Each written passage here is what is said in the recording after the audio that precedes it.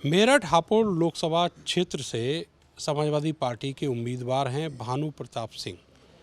Samajwadi party high command ने इनको यहाँ भेजा है चुनाव लड़ने के लिए। मूल रूप से बुलंदशहर के बीरखेड़ा गांव के निवासी हैं और सुप्रीम कोर्ट में प्रैक्टिस करते हैं।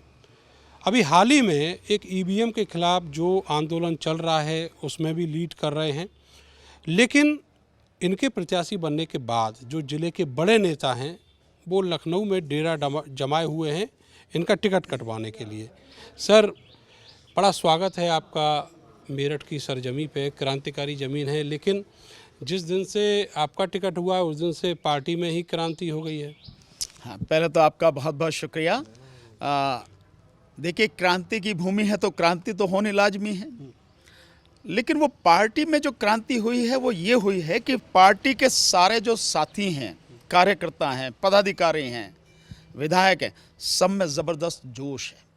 और माननीय राष्ट्रीय अध्यक्ष जी श्री अखिलेश यादव जी का जो ये बड़ा क्रांतिकारी और ऐतिहासिक फैसला है, उस फैसले से सभी लोगों में ज़बरदस्त जोश है और ये तय कर लिया है कि इस बार समाजवादी पार्टी मेरठ लोकसभा पर ऐतिहासिक जीत दर्ज करेगी।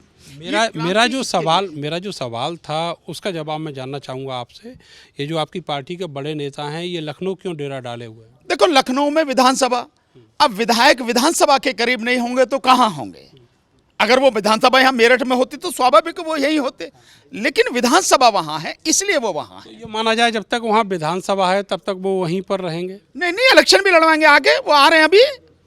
हाँ, मैं समझता हूँ आज शाम तक या कल तक आ जाएंगे। मैंने सबको फोन कर दिया, सारे आ रहे हैं। हाँ, चिंता ना करो, बिल्कुल भी। चुनौतियाँ क्या देख रहे हैं यहाँ पर? ये सिटिंग सीट जो है 3 बार से बीजेपी के पास है। 3 बार क्या 30 बार से होती तो इस बार छीन लूंगा मैं। ये लिख लो आप, चुनौती तो कोई है ही नहीं। मैं तो सोच रहा प्रधानमंत्री मोदी जी स्वयं अगर यहाँ से आते तब मैं उसे थोड़ी बहुत चुनौती महसूस करता। अभी तो कोई चुनौती में ही नहीं है। चुनौती मेरे सामने ये है कि मेरठ की जनता जो आशीर्वाद दे के, जो साथ दे के मुझे संसद में भेजेगी, मैं उसकी आशाओं पर, उसकी इच्छाओं पर कैसे खरा उतरूंगा, ये चुनौती है। चुनौती मेरे सामने ये है कि मैं मेरठ की जनता का और इस देश की जनता का मजबूती के साथ प्रतिनिधित्व करूं और जैसे संघर्ष करता रहा हूं आज तक, जिसकी अभी आपने एक की बात कही ईवीएम की, मैं उसी तरह से संघर्ष इनके लिए करूं और मेरठ की जनता के दुख और सुख में ईमानदारी से खड़ा होने का प्रयास करूंगा। ये चुनौती है मेरे सामने। वकील साहब, कहीं ऐसा तो नहीं बहुत ज़्यादा ओवर कॉन्फिडेंस जो है वो दिख रहा है इस दावे में? नहीं, ओवर कॉन्फिडेंस नहीं है। आप तो मीडिया के साथी हैं, सारे समीकरण जानते हैं, देश में कैसे चुनाव होता है वो भी आप सारे जानते हैं। आप पूरे समीकरण निकाल के देख लीजिए।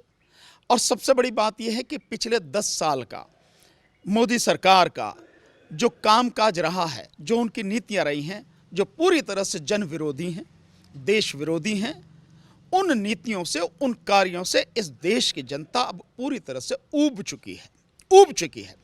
और दूसरा, आप समीकरण निकाल के देखिए कि अकेले ही बहुत मजबूत टक्कर देते थे, लेकिन आज पूरा इंडिया गठबंधन साथ है। अब कल देखते, और अभी थोड़ी देर पहले 1.5 घंटे पहले ही यहाँ से कांग्रेस पार्टी के जो जिलाध्यक्ष हैं माननीय काजला जी, वो अभी यहाँ से गए हैं। लगातार हम लोग मीटिंग करें और कल न केवल कांग्रेस पार्टी के जिलाध्यक्ष बल्कि आम आदमी पार्टी के भी जिलाध्यक्ष और सभी कार्यकर्ता जो हैं यहाँ पर मौजूद थे। समाजवादी पार्टी के कार्यकर्ताओं के साथ सब लोग यहाँ मौजूद थे और समाज के बड़े प्रबुद्ध लोग यहाँ पर मौजूद थे। तो अकेले जब टक्कर देने की स्थिति में है, अब तो पूरा कुनबा जुड़ गया है, मतलब सारे इंडिया गठबंधन की जितने भी हैं पार्टियां वो सब जुड़ गई हैं। और मैं ये मानता हूं कि मेरा जो संघर्ष है, जिस संघर्ष को देखते हुए राष्ट्रीय अध्यक्ष माननीय अखिलेश यादव जी ने मुझे मेरठ लोकसभा क्षेत्र से लड़ने की जिम्मेदारी दी है, उस संघर्ष का भी प्रभाव आपको दिखेगा। और मुझे मालूम है कि जिस तरह से इस देश की जनता मुझे प्यार करती है, सम्मान देती है, वो आपको मेरठ की धरती पर रूबरू दिखेगा आपको। ये है। आपने कहा कि यहाँ पर जो समीकरण है समाजवादी पार्टी की जीत का, उसमें शायद 2 सीटें जो सरधना और सिवाल खास सिवाल खास में आरएलडी के प्रत्याशी वो आपसे दूर हो गए, आपने अभी जो इंडिया गठबंधन की बात कही। दूसरी तरफ इस सिवाल खास के अलावा जो सरजना है वो आता है मुजफ्फरनगर लोकसभा सीट में। तो अब जो दो प्रत्याशी जो जीते थे उस समय विधानसभा में वो आपके पास हैं, लेकिन तब आपका गठबंधन राष्ट्रीय लोकदल से था। अब जो नए गठबंधन हुए हैं वो आम आदमी पार्टी और कांग्रेस पार्टी से है जो ऑलरेडी हाशिए पर है। तो ऐसे में उस चुनाव की ज़मीन पर आपकी कितनी चुनौतियां हैं? देखिए, आप जो कह रहे हैं कि आरएलडी या वो, मैं समझता हूं इस प्रदेश की जनता वो इस बात का जवाब देगी कि कौन किसके साथ में, आरएलडी के साथ में है या इंडिया गठबंधन के साथ में। वो लोग जवाब देंगे जो सीधे सीधे इससे प्रभावित है, इस फैसले से प्रभावित हैं, आरएलडी के। रही दूसरी बात, आप कह रहे हैं हाशिए पर पड़ी हुई जो पार्टियां हैं, जैसे आम आदमी पार्टी है और जैसे कांग्रेस है, आप इस बात को भूल जाते हैं कि कांग्रेस का इस देश में 12 करोड़ वोट 2019 में था। सर मैं उत्तर प्रदेश की बात कर रहा हूँ, विधानसभा में गिनवा दीजिए। मैं उत्तर प्रदेश की बात कर रहा हूँ, चिंता मत करो, वहीं आ रहा हूं, मैं भाग नहीं रहा कहीं भी। 12 करोड़ वोट, और जिस समय मैं आपसे बात कर रहा हूं इस समय कम से कम 5 करोड़ वोट ऑलरेडी कांग्रेस के साथ में जुड़ चुका है और वो पूरे देश में जुड़ा है। सो क्या उत्तर प्रदेश देश में नहीं आता? इसमें आता है, उत्तर प्रदेश देश में आता है। दूसरी बात, यहां का जो पूरा समीकरण है, जो समाजवादी पार्टी और बीएसपी दोनों मिलकर जब लड़े तो वोट कितनी मिली और किस तरह से उस कैंडिडेट को हराया गया। मैं उसे हार नहीं बोलता, हराया गया। आप मीडिया के साथी बहुत अच्छी तरह से जानते हैं कैसे ये गठबंधन का जो कैंडिडेट था 2019 में, उसको कैसे हराया गया 4,000 वोटों से। और आप मान के चलिए कि इस 2019 में 35,000 वोट कांग्रेस को मिला। अगर वो 4,000 या 5,000 वोट जो भी हैं वो भी रहें और कांग्रेस का वोट जुड़ जाए तो ही कैंडिडेट जीत जाता है। और अब तो सारे साथ में हैं। सो जीत कैसे सारे में सर किन किन को गिन रहे हो आप? सारे में मित्र सारे हैं, सारे में मतलब कांग्रेस पार्टी और किसको गिन रहे हैं? देखिए, समाजवादी पार्टी साथ में है, कांग्रेस पार्टी साथ में है, कम्युनिस्ट पार्टियां साथ में हैं, साथ में आपके आम आदमी पार्टी साथ में है, और जनरल सीट पर एक रिजर्व के कैंडिडेट को, इस रिजर्व के व्यक्ति को कैंडिडेट बना के भेजा है। तो मेरा समाज कहां है? वो मेरे साथ में है, इसलिए जीत पक्की है, गारंटेड जीत है। आप ये मान के चल रहे हैं कि आपका समाज जो एक बड़ा वोट बैंक है मेरठ में, वो आपके साथ। बताओ कितना है वोट बैंक, उसका बताओ ना आप। नहीं, अब मैं अगर आंकड़े बोलूंगा तो आप अभी उसको नकार देंगे। बसपा वाले कुछ और बोलते हैं, बीजेपी वाले कुछ और। वो वोट बैंक एक तरफा वोट इस बार होगा, आप देखेंगे, और नजारा इस बार के चुनाव का कुछ अलग ही होगा। और जो लोग ये सोच रहे हैं कि जैसे पहले किसी ने बूथ कैप्चरिंग कर ली या वो कर ली, तो बूथ कैप्चरिंग वालों को बहुत सीधा सीधा है।